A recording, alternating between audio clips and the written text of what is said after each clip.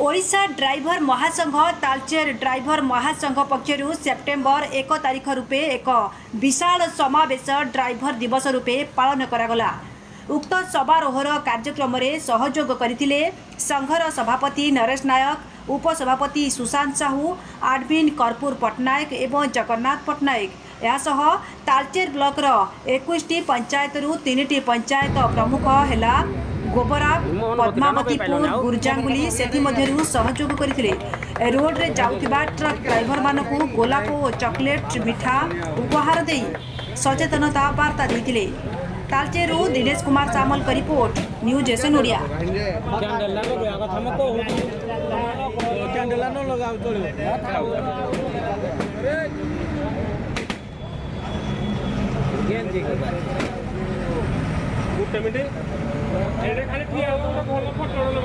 दिवसटी पालन करा जाउची। तेणु अनुगुल जिला तालचेर ब्लॉक जहाँकि मुझे नरेश भाई तालचेर ब्लॉक आडमिन एवं मो सहित सुशांत भाई, जगन्नाथ भाई, कर्पूर भाई एवं राउत भाई एवं धुलेश्वर भाई प्रमुख उपस्थित थिले, सहयोग करथिले।